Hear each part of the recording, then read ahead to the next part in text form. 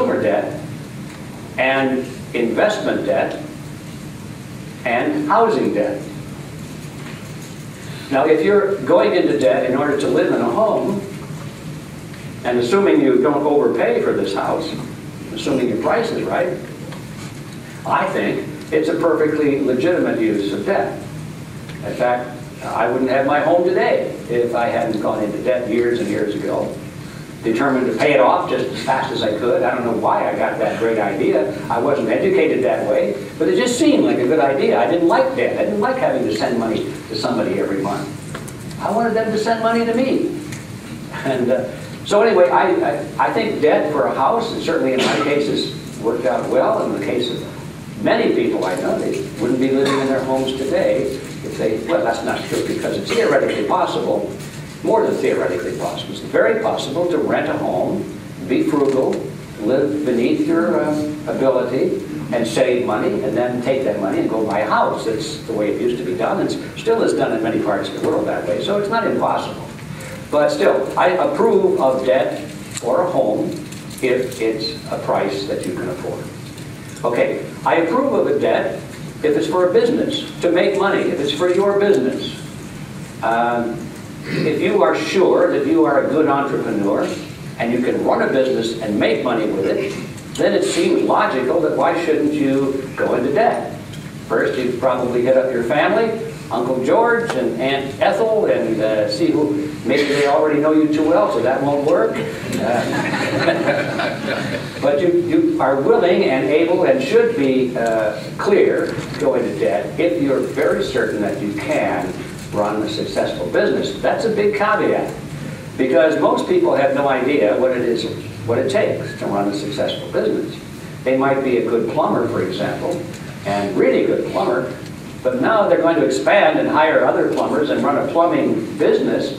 Now all of a sudden they're not plumbing anymore. They're into hiring and dealing with the government tax returns and employee relations and benefits and soothing the little spats between this employee and that employee. And they go out of business because they know plumbing, but they don't know how to run a plumbing business as a manager.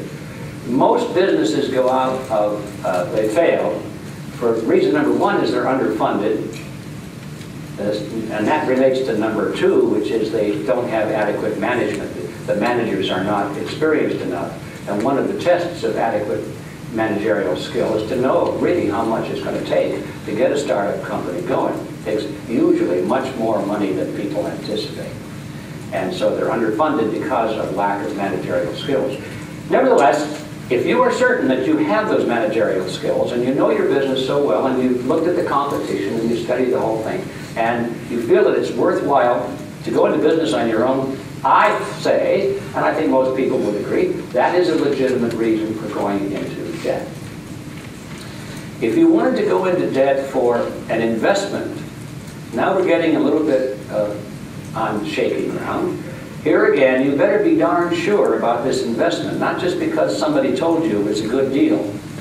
You better know something about the business that you're going to invest in. You ought to know something about the people that run the business. I'll talk a little bit about that in a moment, but right now I'm on the topic. Go meet the people. If you're investing in a big company, you can't get to meet the managers very well. So there's a problem with big companies, especially if you're a small investor. Now, if you're a big investor and you've got, millions, if not billions of dollars, big companies are good. You can walk right in and say, look, I've got $1 billion, I want to talk to the president, and you get ushered right in. But if you go in and say, I've got $5,000, they say, who are you? Go talk to your stockbroker. But anyway, investing borrowing money to invest is a little bit shaky, especially if you're going to leverage. You're going to borrow money and you're planning on making money and you cannot afford to lose your bet. Now you're upside down in case it doesn't work. I do not recommend that you borrow money to go into debt, assuming that it's going to work. To invest in a project, assuming it's going to be profitable. I would say it's okay to do that if you assume that if the business fails, you can still get by. You can afford to lose your investment and also lose on your debt as well. And that's where it gets a little bit shaky, because most people wouldn't be borrowing money in the first place if they could afford to cover their debt. But sometimes it is possible because people don't want to take all their money out of assets. They'll just leave something in a productive asset and borrow some money over here because they're making more money in the asset that they have their money in. They're making a higher rate of return over here, so they don't want to take the money out of there. Let's say they're making 15% or whatever. Why shouldn't they then go to the bank or some other place and borrow at 8%? They're coming out ahead of the deal. But they know that if they lose on this investment, they can pay off the debt by taking the assets that are still solid over in the other investment. So it gets to be pretty shaky. In general, I would say to the average person, do not leverage for an investment. Unless you're a real pro and you have a lot of confidence and maybe a track record, then I couldn't argue against it. Most people are not in that category. So unless you consider yourself to be a pro, I would stay out of leverage borrowing for investments. So that's not really the problem with most people. Most people are in debt not for investment and not for a business, but because of consumer goodies. A new car, a new 50-inch television set. They borrowed to take a trip around the world, or they borrowed money to redecorate the house. The old furniture is not looking too good, so let's get a new living room set. And they borrow on that. So this is consumer debt. That is what kills the average American. It's being in debt for consumer items.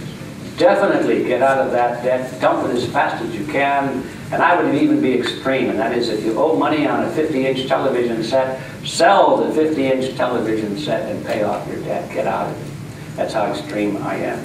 Debt is the killer in our society today. Okay. This process of being in debt is insidious because it's embedded in our society.